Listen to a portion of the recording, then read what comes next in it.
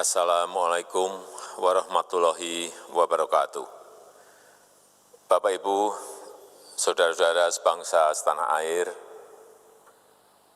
pagi tadi saya telah memimpin rapat terbatas secara virtual tentang Undang-Undang Cipta Kerja bersama jajaran pemerintah dan para gubernur. Dalam undang-undang tersebut terdapat 11 klaster yang secara umum bertujuan untuk melakukan reformasi struktural dan mempercepat transformasi ekonomi. Adapun klaster tersebut adalah urusan penyederhanaan perizinan, urusan persyaratan investasi, urusan ketenagakerjaan, urusan pengadaan lahan, urusan kemudahan berusaha, urusan dukungan riset dan inovasi, urusan administrasi pemerintahan, urusan pengenaan sanksi, urusan kemudahan pemberdayaan dan perlindungan UMKM, urusan investasi dan proyek pemerintah, serta urusan kawasan ekonomi.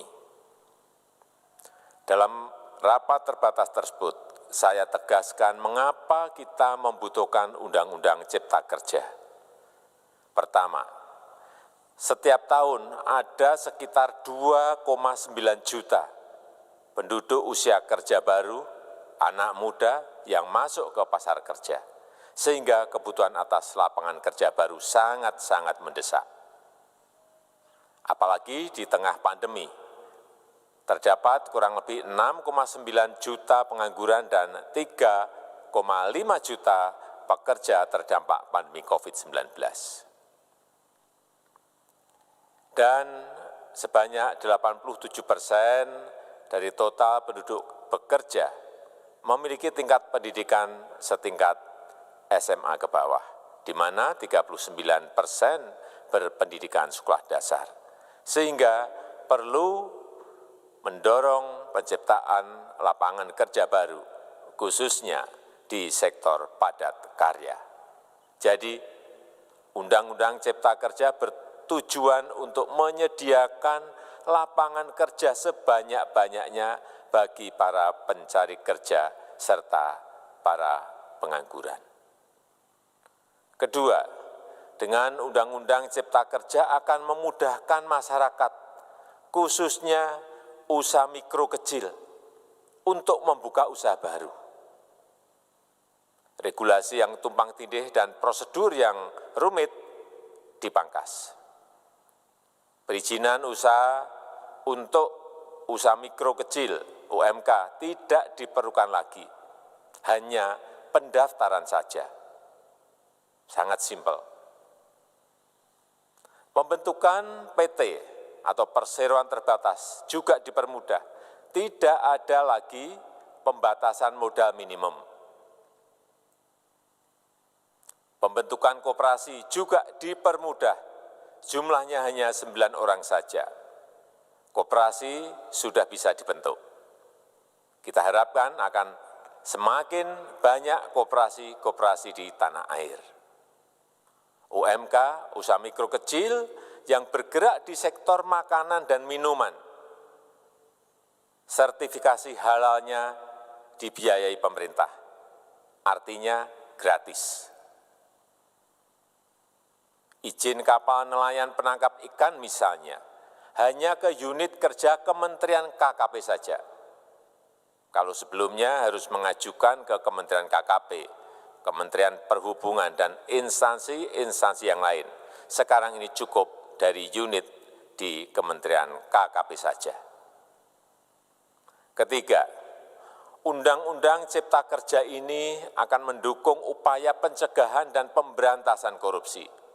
Ini jelas karena dengan menyederhanakan, dengan memotong, dengan mengintegrasikan ke dalam sistem perizinan secara elektronik, maka pungutan liar, pungli dapat dihilangkan. Namun, saya melihat adanya unjuk rasa penolakan Undang-Undang Cipta Kerja yang pada dasarnya dilatar belakangi oleh disinformasi mengenai substansi dari undang-undang ini dan hoax di media sosial. Saya ambil contoh, ada informasi yang menyebut tentang penghapusan UMP, upah minimum provinsi, UMK, upah minimum kota kabupaten, UMSP, upah minimum sektoral provinsi. Hal ini tidak benar, karena faktanya upah minimum regional, UMR, tetap ada. Ada juga yang menyebutkan bahwa upah minimum dihitung per jam. Ini juga tidak benar. Tidak ada perubahan dengan sistem yang sekarang. Upah bisa dihitung berdasarkan waktu dan berdasarkan hasil.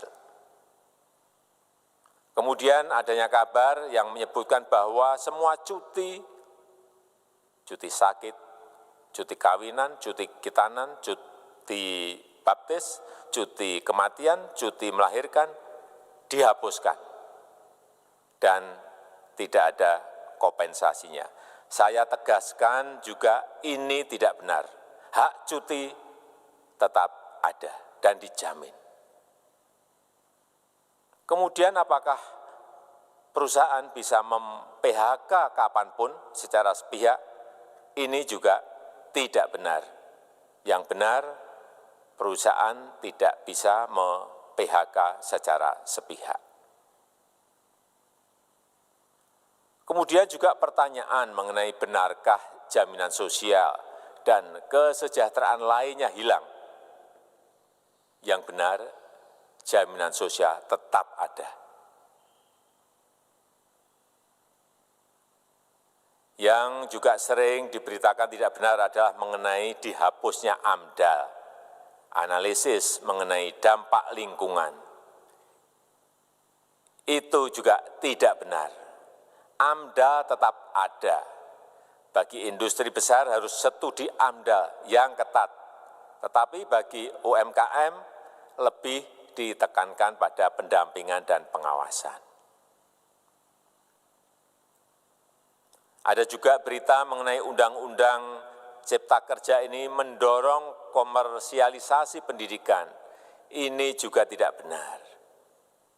Karena yang diatur hanyalah pendidikan formal di kawasan ekonomi khusus, di KEK. Sedangkan perizinan pendidikan tidak diatur di dalam Undang-Undang Cipta Kerja ini. Apalagi perizinan untuk pendidikan di pondok pesantren. Itu tidak diatur sama sekali dalam Undang-Undang Cipta Kerja ini. Dan aturannya yang selama ini ada tetap berlaku. Kemudian diberitakan bahwa keberadaan bank tanah. Bank tanah ini diperlukan untuk menjamin kepentingan umum, kepentingan sosial, kepentingan pembangunan nasional, pemerataan ekonomi, dan konsolidasi lahan serta reforma agraria. Ini sangat penting untuk menjamin akses masyarakat terhadap kepemilikan tanah, kepemilikan lahan. Dan kita selama ini tidak memiliki bank tanah. Saya tegaskan juga bahwa Undang-Undang Cipta Kerja ini tidak melakukan resentralisasi kewenangan dari pemerintah daerah ke pemerintah pusat. Tidak ada. Perizinan berusaha dan pengawasannya tetap dilakukan oleh pemerintah daerah sesuai dengan NSPK, norma, standar, prosedur, dan kriteria yang ditetapkan pemerintah pusat. Ini agar dapat tercipta standar pelayanan yang baik di seluruh daerah dan penetapan NSPK ini dapat nanti akan diatur di dalam PP atau peraturan pemerintah. Selain itu, kewenangan perizinan untuk non-perizinan berusaha tetap ada di Pemda, sehingga tidak ada perubahan. Bahkan kita melakukan penyederhanaan, melakukan standarisasi jenis dan prosedur berusaha di daerah. Dan perizinan berusaha di daerah diberikan batas waktu. Ini yang penting di sini. Jadi ada service level of agreement. Permohonan perizinan dianggap disetujui bila batas waktu telah terlewati. Saya perlu tegaskan pula bahwa Undang-Undang Cipta Kerja ini memerlukan banyak sekali peraturan pemerintah atau PP dan peraturan presiden atau Perpres. Jadi setelah ini akan muncul PP dan Perpres yang akan kita selesaikan paling lambat 3 bulan setelah diundangkan. Kita pemerintah membuka dan mengundang masukan-masukan dari masyarakat dan masih terbuka usulan-usulan dan masukan dari daerah-daerah. Pemerintah berkeyakinan melalui Undang-Undang Cipta Kerja ini jutaan pekerja dapat memperbaiki kehidupannya dan juga penghidupan bagi keluarga mereka. Dan kalau masih ada, jika masih ada ketidakpuasan terhadap Undang-Undang Cipta Kerja ini, silahkan mengajukan uji materi atau judicial review melalui MK, Mahkamah Konstitusi. Sistem ketatanegaraan kita memang mengatakan seperti itu. Jadi, kalau masih ada yang tidak puas dan menolak, silahkan diajukan uji materi ke MK. Saya rasa itu yang bisa saya sampaikan pada kesempatan yang baik ini. Terima kasih. Wassalamualaikum warahmatullahi wabarakatuh.